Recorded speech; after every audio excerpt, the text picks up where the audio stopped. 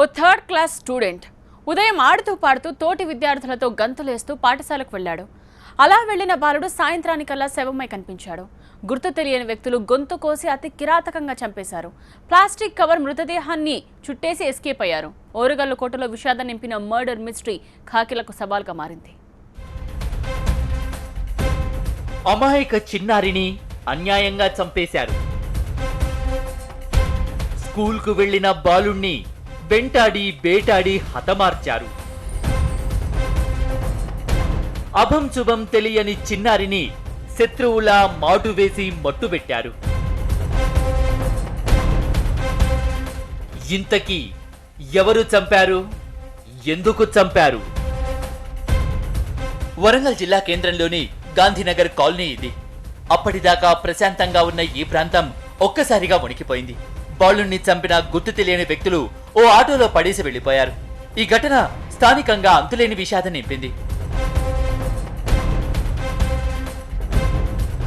వినయ్ అనే బాలుడు ఓ ప్రైవేట్ స్కూల్లో థర్డ్ క్లాస్ చదువుతున్నాడు. రోజులాగే ఉత్సాహంగా ఉల్లాసంగా ఆటోలో స్కూల్కి వెళ్ళాడు. అయితే స్కూల్ అయిపోయాక బాలుడు రాలేదు. కేవలం స్కూల్ బ్యాగ్ మాత్రమే వచ్చింది.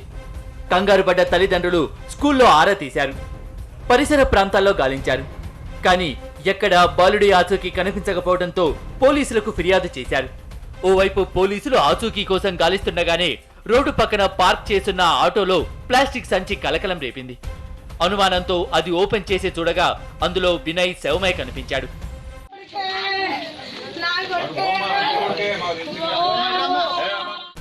ఎవరు హతమార్చారో తెలియదు కానీ పగ ప్రతీకారంతో రగిలిపోయిన వాళ్లలా వినయ్ని గొంతు కోసి చంపారు. బిడ్డ చనిపోయిన వార్త తెలుసుకున్న తల్లి కుప్పకూలింది. ఇప్పుడో అప్పుడో తిరిగొస్తాడని ఎదురు చూసిన తల్లి బిడ్డ విగత జీవిగా పడి ఉండటం చూసి తట్టుకోలేకపోయింది. బ్యాగ్ ఆటోలో పెట్టి ఎటో పోయిండు అక్క అని ఆయన డ్రైవర్ ఫోన్ చేస్తే అక్కడనే ఉంటాడు చూడుల్లి వాళ్ళమ్మ భయపడతాని మా పక్క అన్నదట. ఆ డ్రైవరు అంతా చూసి ఇంటికి వచ్చిండు. అక్క విని ఎక్కడ కనిపించలేదంటే బ్యాగ్ పెడతాంటే చూసినావా అన్నా అని కూడా అడిగిన. బ్యాగ్ పెడతాంటే కూడా నేను చూడలేదు అక్క అన్నాడు. ఓ కొడుకా నీకు ఈ కట్టమేంద్రా కొడుకా. వినయ్ తల్లి శారద రెండో పెళ్లి చేసుకుంది. మొదటి భర్తను వదిలేసి రాజేష్ అనే వ్యక్తిని రెండో పెళ్లి చేసుకుంది. ప్రస్తుతం అతనితోనే ఉంటుంది. అయితే గతంలోనూ వినయ్ శారదలపై హత్యాయత్నం జరిగిందన్నాడు రాజేష్. బాగా తెలిసిన వాళ్లే ఈ హత్యకు పాల్పడి ఉంటారని అనుమానం వ్యక్తం చేశారు. ఫ్రెండ్స్ ఇద్దరు ఉండే సార్, నాకు వాళ్ళ మీద డౌట్ ఉండే సార్ చెప్పిన ఆల్రెడీ.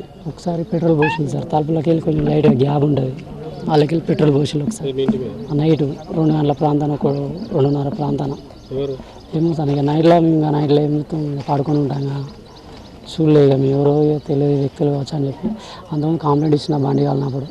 కొడుకే సర్వస్వంగా బతికీడుస్తున్న తల్లి వినయ్ లేడనే విషయాన్ని జీర్ణించుకోలేకపోయింది. గుండెల విసేలా రోధించింది. ఆమె ఆర్తనాదాలు అక్కడున్న వాళ్లందరినీ కలిచివేశాయి. ఆటో అబ్బాయికి ఫోన్ చేస్తే ఇట్లా వినయ్ లేడు అక్క, మరి చాలాసేపు ఎంకలాడుతున్నాం అంటే అక్కడనే చూడు, మరి వాళ్ళ అమ్మ ఈమె బట్టలు పిండబోతుంది అన్నట్టు. అయితే అక్కడనే చూడు ఎక్కడైనా ఉంటారో చూడు అని అంటే అక్కడ మొత్తం ఎంకలాడిండు. ఎంకలాడినా దొరకలే.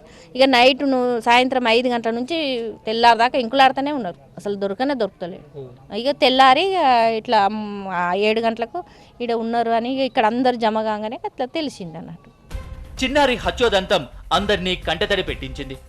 ఈ ఘటనపై కేసు నమోదు చేసిన పోలీసులు అనుమానితుల్ని అదుపులోకి తీసుకుని విచారిస్తున్నారు.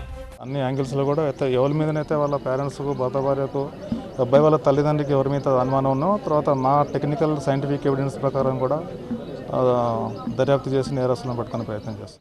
ఇంతటి దారుణమైన ఘటన ఇంతకు ముందెన్నడూ చూడలేదన్నారు స్థానికులు. పెద్దలతో పగ ప్రతీకారాలుంటే వారితోనే చూసుకోవాలి కానీ పసిపిల్లలు ఏం చేశారని ప్రశ్నించారు. అయితే స్కూల్లో సీసీ కెమెరాలు పనిచేయకపోవడంతో నిందితులెవరన్నది మిస్టరీగా మారింది. ఇంతకీ వినయ్ని చంపిందెవరు? పెద్దలతో వ్యక్తిగత విభేదాలే పొట్టలు పెట్టుకున్నాయా? ఆర్థిక తగాదాలతో హత్యకు ఒడిగట్టారా? క్లూస్ టీమ్స్ తో ఆధారాలు సేకరించిన పోలీసులు తొందరలోనే మర్డర్ మిస్టరీ ఛేదిస్తామన్నారు.